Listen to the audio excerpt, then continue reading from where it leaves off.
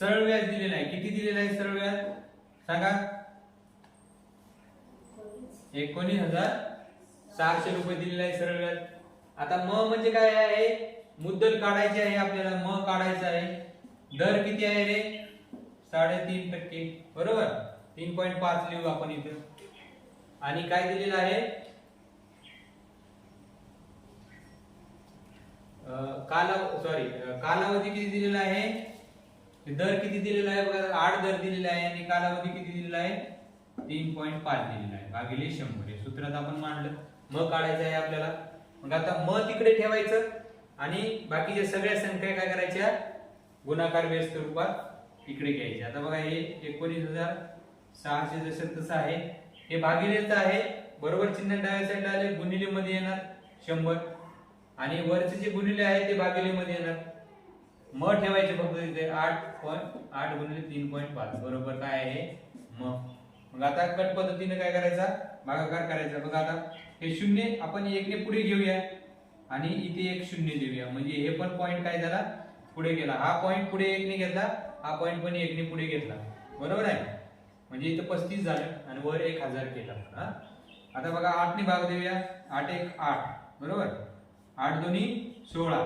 किती राहिले? 3. आता 36 ला भाग दे 8 ने.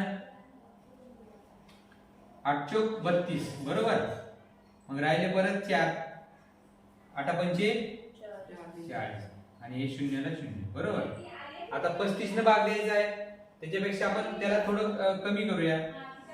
5 7 35 5 दोन्ही 10. इथे आले 200 बरोबर. आता 7 ने या संख्येला भाग देऊया. 7 1 7 7 2 7 3 21 राहिले 3. 7 5 किती? 35. मग आता 350 गुणिले किती आलं? हे 200 बरोबर. 350 गुणिले 200 डायरेक्ट आपण काय करूया? हे शून्य 3 शून्य गुणाकारामध्ये डायरेक्ट शून्य मोजायचे आणि उत्तराला डायरेक्ट द्यायचे बरोबर. आता राहिलेल्या अंकाचा गुणाकार करायचा. 35 गुणिले 2 35 दोन्ही 70.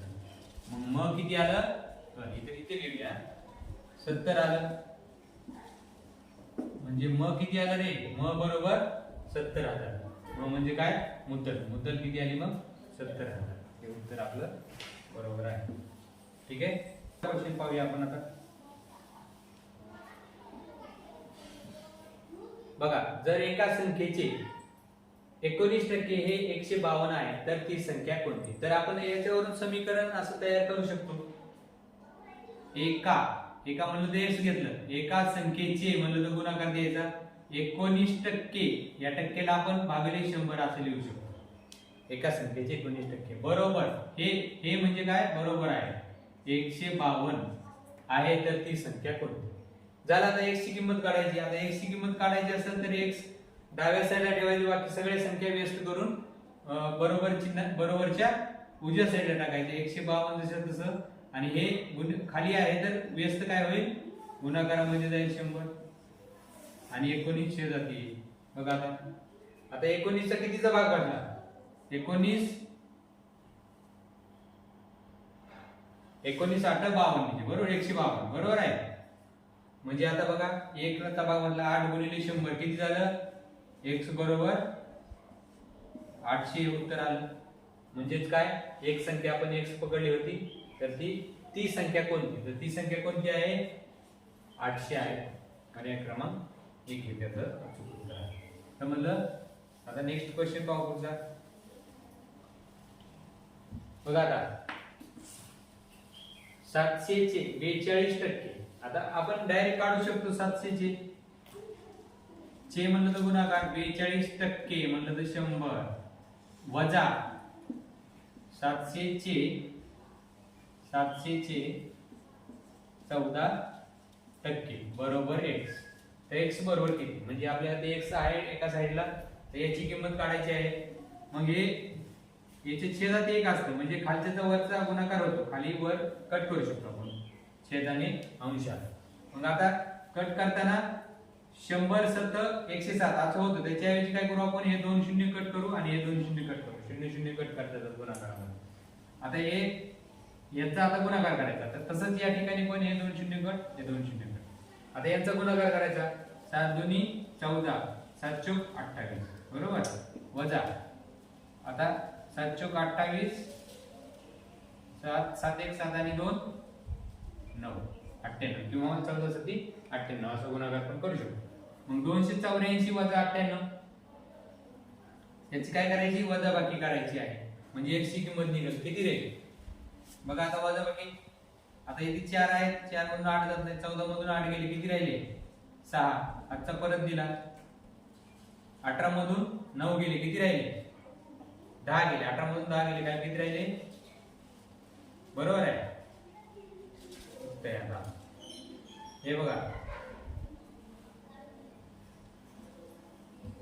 10 बरोबर आहे ना 18 मधून 10 गेले 8 राहिले ना वरत नाही राहिले 84 होतं का 7 2 14 4 7 चोक 28 आणि 29 आहे ना परत गेले गुणाकार चुकला परत पाहूया आपण बघा दुसऱ्या पद्धतीने पण सोडू शकतो दोन्ही पद्धत सांगतो मी 70 चे म्हणलं तर गुणाकार करायचा 42% वजा 700 चे 14% बरोबर x हे 2 शून्य कट झाले हे 2 शून्य हे 2 हे 2 बरोबर आता याचा गुणाकार करायचा 7 दुनी 14 हातचा आहे 7 चोक 28 आणि 29 वजा किती 14 7 98 बरोबर x म्हणजे आता याचा वजाबाकी काय येईल 6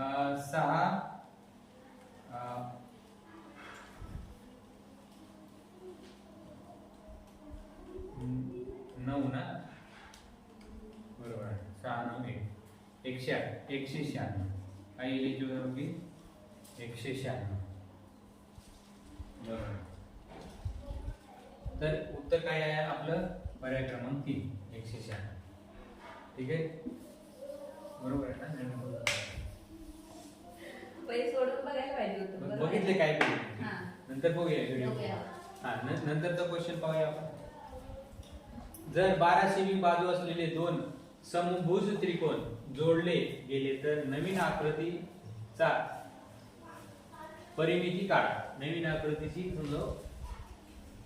परिमिती काढा जोडले गेलेले तर नवीन आकृती परिमिती काढा परत आलेलं आहे ते वाक्य तर काय करायचंय 12 सेमीचं काय आहे दोन समभुज म्हणजे सगळ्या भुजा कशा आहेत सारख्या आहेत सारख्या हा 12 हे 12 हे 12 परत हे 12 सेमीचं परत जोडायचं आहे हे बघा परत हा त्रिकोण दुसरा जोडला आपण याची 12 आहे याची 12 आहे मग बघा जर परिमिती काढायची आहे तर हा चौकोन कसा झाला समभुज चौकोन झाला तर 12 चौक किती 48 म्हणजे प्रत्येक याची बेरीज केली तर आपण काय आहे याची परिमिती 48 सेमी कुठे आहे 48 सेमी पर्याय क्रमांक 2 याचं अचूक उत्तर आहे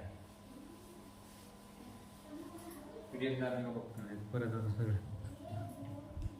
चालू आहे ठीक आहे नंतरचा क्वेश्चन आपण या ठिकाणी पाहू एका आयताकृती मैदानाची लांबी 75 मीटर व रुंदी 35 मीटर आहे त्या मैदानाला तारेचे 5 वेळा कुंपण घालायचे आहे जर तारेची किंमत 16 प्रति मीटर असेल तर कुंपणासाठी लागणाऱ्या तारेची एकूण किंमत किती असेल त्याच्यासाठी काय करावं लागेल आपल्याला त्या आयताकृती त्या भाग आहे आयताकृतीचे मैदान आहे त्याचं काय करावं लागेल परिमिती काढावं लागेल आपल्याला हे आयताकृती मैदान आहे तर याची काय म्हणतोय लांबी आहे 75 मीटर आणि रुंदी आहे 35 मीटर बरोबर मग आयताची परिमिती बरोबर काय 2 कंसात लांबी अधिक रुंदी काय आहे आयताची परिमिती बरोबर 2 कंसात लांबी अधिक रुंदी बरोबर म्हणजे 2 कंसात लांबी किती आहे 75 रुंदी किती आहे 35 आहे बरोबर मग आता सांगा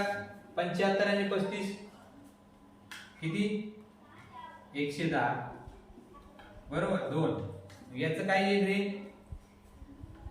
110 ला 2 ने गुणल्यानंतर 220 बरोबर वेग आणि वेग 220 बरोबर ना म्हणजे हे 220 काय झालं त्या आयताची परिमिती झाली तर 5 वेळा कुंपण घालायचं आहे, म्हणजे गुणिले 5. किती वेळा कुंपण घालायचं आहे? 5 वेळा. करा गुणाकार, 0 ना 0, 5 2 10, हातचा आला 1, 5 2 10 आणि 11. 5 वेळा कुंपण करून एकूण तार किती झाली? 1100 मीटर, म्हणजे 1100 मीटर एवढी तार झाली. मग याच तारेला काय करायचंय? 16 प्रति मीटर किंमत आहे. 16 रुपये काय? एका मीटरला 16 रुपये आहे. मग 1100 ला किती काढण्यासाठी काय करावं लागेल? यानं 16 ला गुणावं लागेल. मग बघा आता गुणा, हे 2 शून्य आहेत, ते 2 शून्य सतत ठेवले, बरोबर. आता 16 1 16 ला 6, हातचा आला 1, परत 16 1 16, हातचा आलेले 17, म्हणजे 17,600 हे आपलं अचूक उत्तर येणार आहे. ठीक आहे, समजलं? तर घरी पाहताना हा व्हिडिओ तुम्ही परत पाहू शकता, स्टॉप करून. ठीक आहे, आता पुढचा क्वेश्चन पाहू आपण. बघा, जर समभुज त्रिकोणाची बाजू 16 सेमी असेल तर त्याचे क्षेत्रफळ किती? आता बघा, समभुज त्रिकोणाचं क्षेत्रफळाचं सूत्र आहे. बघा, समभुज त्रिकोणाचे क्षेत्रफळ सूत्र आहे, काय आहे? वर्गमुळात 3/4 गुणिले बाजूचा वर्ग, असं सूत्र आहे. मग इथे बाजू किती दिली आहे? 16 दिलेली आहे. मग आपण सोडू शकतो त्याच्यावरून. वर्गमुळात 3/4 गुणिले 16, वर्ग म्हणल्यानंतर 16 गुणिले 16 असं करू शकतो आपण, बरोबर आहे. ठीक आहे, मग आता बघा, आता कट करू आपण 4 न बाजू, 4 1 4, 4 चौक 16, म्हणजे काय आलं? 16 गुणिले 4 किती? वर्गमुळात 3 आणि 16 चौक किती? 64. म्हणजे याला असं पण लिहू शकतो आपण, 64 वर्गमुळात 3. समजलं? म्हणजे उत्तर काय आहे? 64 वर्गमुळात 3 चौरस सेंटीमीटर. ठीक आहे, पर्याय क्रमांक 4 त्याचं उत्तर येणार आहे.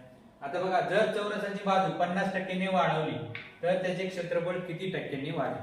बघा, 50% ने वाढवली तर क्षेत्रफळ किती टक्क्यांनी वाढेल? मग आता एका चौरसाची बाजू 10 सेंटीमीटर आहे असं आपण गृहीत धरूया. मग आता 10 सेंटीमीटर 50% ने वाढवली. बघा, 10 चे 50% किती होतील? 5 होतील, बरोबर. म्हणजे 50% ने वाढवली म्हणजे 15 वाढवली आपण, तर त्याचे क्षेत्रफळ किती टक्क्यांनी वाढेल? मग आता 10 बाजू असलेल्या चौरसाचे क्षेत्रफळ काय आहे? चौरस क्षेत्रफळ सूत्र बाजूचा वर्ग, म्हणजे 10 चा वर्ग किती? 100. जर 10 बाजू होती त्यावेळेस क्षेत्रफळ किती आलं? 100. मग 50% ने वाढलेलं क्षेत्रफळ किती येईल ते पाहायचं आपण. 15 चा वर्ग 225. बघा, जर 100 क्षेत्रफळ होतं, 50% ने बाजू वाढवल्यावर कितीने वाढलं? 125 ने वाढलं. म्हणजे 100ला टक्केवारी ठरवतात, म्हणजे 125 ने वाढलं म्हणजेच काय आहे? 125% वाढलेलं आहे. म्हणून पर्याय क्रमांक काय आहे? 3 हे त्याचं उत्तर आहे. आता पुढचा क्वेश्चन पाहूया आपण.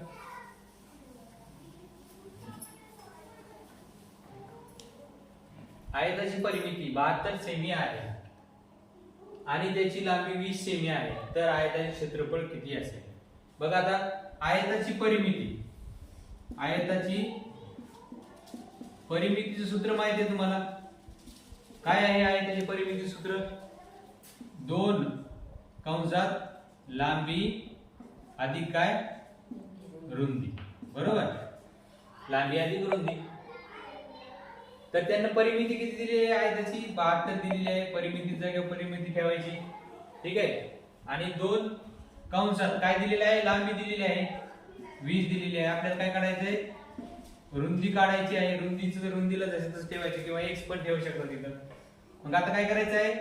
72 ठेवायचं, या 2 ने याला गुणायचं, परत या 2 ने याला गुणायचं, म्हणजे काय होईल? या 2 ने याला गुणल्या नंतर काय होईल? 20 गुणिले 2 40 होणार. हे दोन्ही 4 शून्याला शून्य, बरोबर. अधिक काय होणार? 2 रुंदी. काय होणार? 2 गुणिले रुंदी असं आहे, किंवा x ठेवलं तर 2x होणार.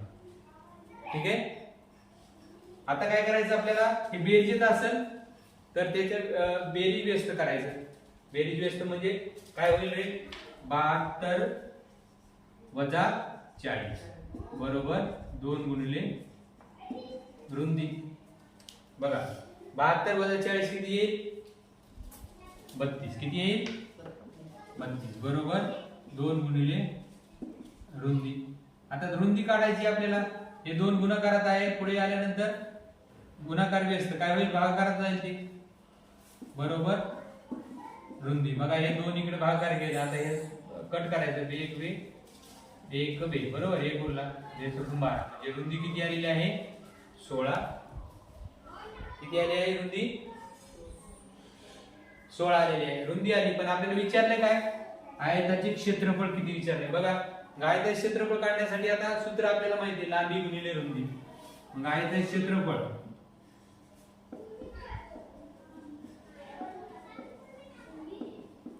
बरोबर काय? लांबी गुणिले रुंदी. बघा लांबी किती आहे सांगा? लांबी दिली आहे 20 आणि रुंदी किती आहे? रुंदी आता काढली आपण 16. ठीक आहे. लांबी गुणिले रुंदी बरोबर. आता 16 ने 0 ला गुणलं तर 0. 16 दोन्ही किती?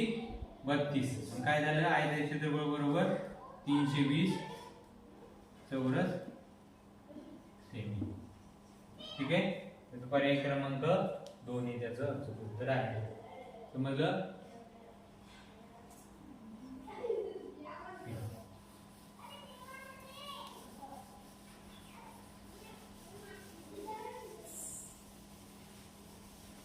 ठीक आहे. नेक्स्ट पाहूया आता. बघा आता 9.99 मीटर लांबीच्या वायर मधून 9 सेमी लांबीचा तुकडा कापला तर उर्वरित वायरची लांबी किती असेल? बघा दोन पद्धतीने आपण सोडू शकतो. हे सेंटीमीटर आहे तर याला सेंटीमीटर करायचं किंवा या सेंटीमीटरला मीटर करायचं. ठीक आहे. परंतु आपण पर्याय काय दिले त्याच्यानुसार कन्वर्ट करायचं. कधी पण दोन्ही केलं तरी चुकणार नाही, पण वेळ जास्त लागेल. आता जर आपण मीटर मध्ये केलं तर कमी वेळात होईल, पण सेंटीमीटर केलं तर अगोदर सेंटीमीटर मध्ये करावं लागेल, आलेल्या उत्तराला पुन्हा मीटर मध्ये करावं लागेल. तर त्याच्या ऐवजी काय करू आपण? याचं सेंटीमीटर करण्याच्या ऐवजी यालाच मीटर मध्ये करूया. मग आता सेमीचं ज्यावेळेस मीटर मध्ये करायचं असतं त्यावेळेस भागिले 100 करायचं असतं. बघा आता हे काय आहे? 9.99 मीटरचा तुकडा आहे. त्याच्यातून आपल्याला 9 सेमीचा तुकडा काय करायचा? कट करायचा आहे. म्हणजे आपण वजा करू त्याच्यातून. मग आता हे सेंटीमीटर आहे त्याचं मीटर मध्ये करताना 100 ने भागायचं त्याला. म्हणजे हा पॉइंट इथे आहे तर 2 ने इकडे घेणार आपण. कुठल्याही संख्येचे छेदस्थानी 1 असतं म्हणून आपण त्याच्या छेदस्थानी 1 येईपर्यंत आपण त्याचा भागाकार करणार आहोत. हे दो इथे 100 ला इथे पॉइंट आहे, इथे गेला. याचा पॉइंट आपण 2 ने सरकवला 1 आणि 0 देऊन 2 म्हणजे 0.09. हे काय झालं? मीटर मध्ये त्याचं कन्वर्ट झालं. सॉरी हा मीटर मध्ये बरोबर मीटर मध्ये कन्वर्ट झालं. हे पण मीटरच आहे. मग आता याची काय करायची? वजाबाकी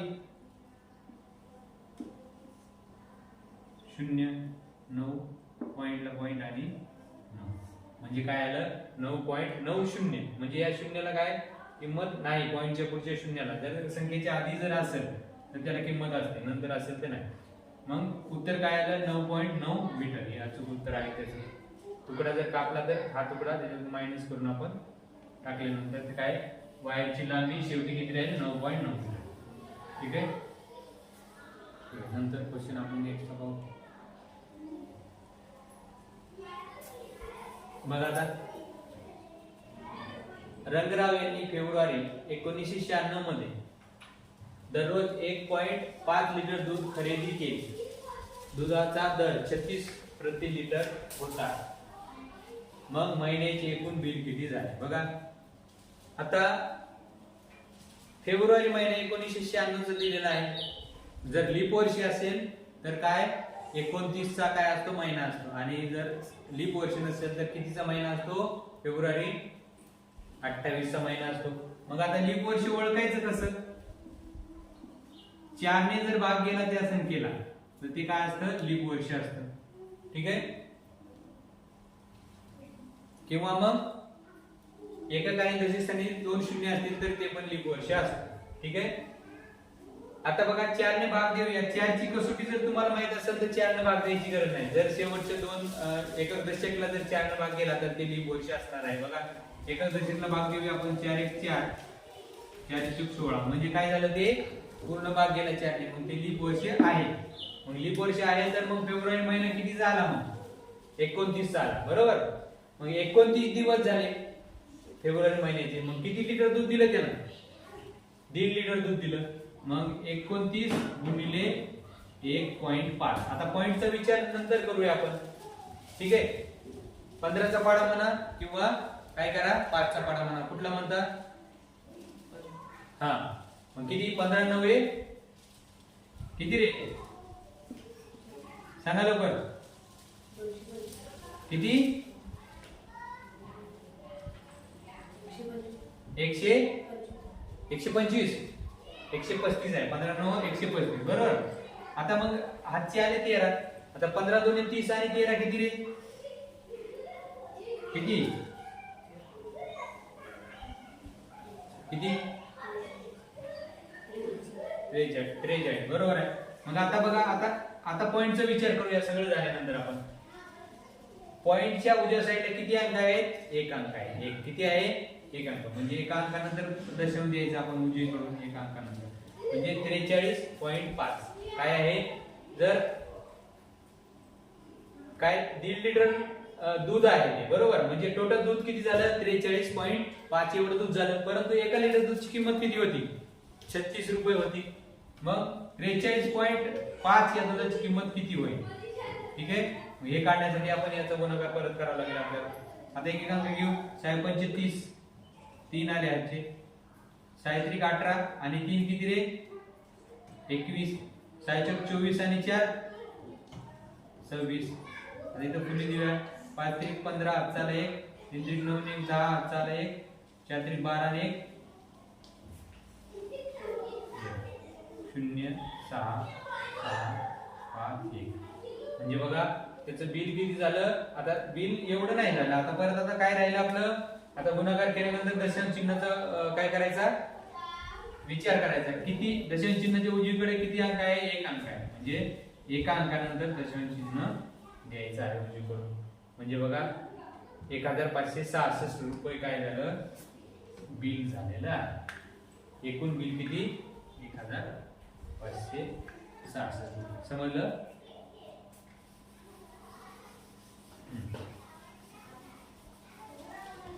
नेक्स्ट क्वेश्चन घेऊया.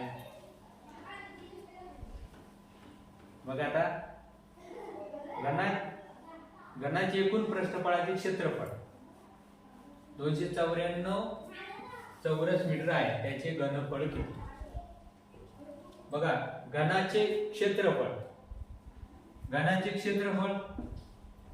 एकूण पृष्ठाचे क्षेत्रफळ घनाचे एकूण पृष्ठाचे क्षेत्रफळ बरोबर सूत्र काय आहे? बघा 6 गुणिले बाजूचा वर्ग.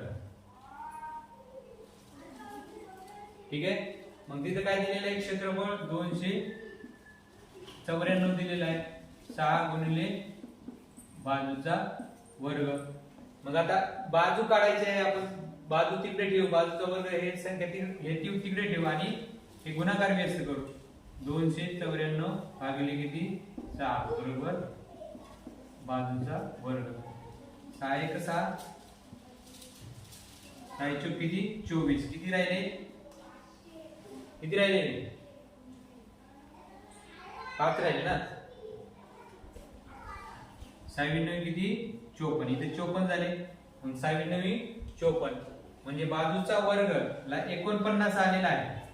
म्हणजे बाजूचा वर्ग जर 49 बाजूचा वर्ग 49 असेल तर ती बाजू कोणती? कुठल्या संख्येचा वर्ग 49 आहे? म्हणजे बाजूचा वर्ग 49 असा आलेला असेल तर बाजू बरोबर काय असेल? 7 असेल. काय असेल? 7. समजलं? बाजूचा वर्ग बरोबर 49. म्हणजे कुठल्या संख्येचा वर्ग हा 49 आहे? तर कुठल्या संख्येचा? 7 संख्येचा. म्हणजे बाजू काय आली? 7 आली. तर काय म्हणतंय? त्याचे घनफळ काढा. घनाचे घनफळ बरोबर काय आहे? बाजूचा घन हे क्षेत्रफळ आहे. काय घनाचे घनफळ हे सूत्र काय आहे? बाजूचा घन. घनाचे घनफळचं सूत्र आहे बाजूचा घन. मग 7 चा घन किती रे? कोण सांगेल? किती आहे 7 चा घन? 343. किती आहे? 343. तर घन पाठ पाहिजे 10 पर्यंतची. ठीक आहे. ठीक आहे, तर आपण आता नेक्स्ट क्वेश्चन पाहू नंतरचा.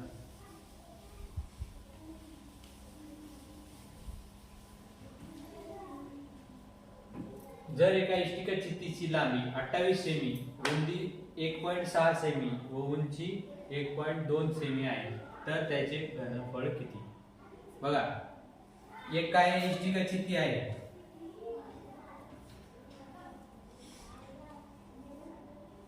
ठीक आहे. तर या इष्टिका चित्तीची लांबी, रुंदी, सॉरी हे उंची आहे, उंची, रुंदी आणि लांबी धरतो. ही लांबी आणि ही रुंदी हे तीन भाग आहेत, 1, 2 आणि हे 3. तर एवढं दिलेलं असताना त्याचे घनफळ काढायचे आहे आपल्याला, ठीक आहे. तर इष्टिका चित्तीचे घनफळ बरोबर सूत्र आता आपल्याला पाहायला लागेल. तर घनफळ सूत्र असणारे लांबी 2, लांबी गुणिले रुंदी, एवढं सूत्र पाहायला लागेल. काढा रे पुस्तक आहे का आपल्या याच्यात, साथीच्या याच्यात?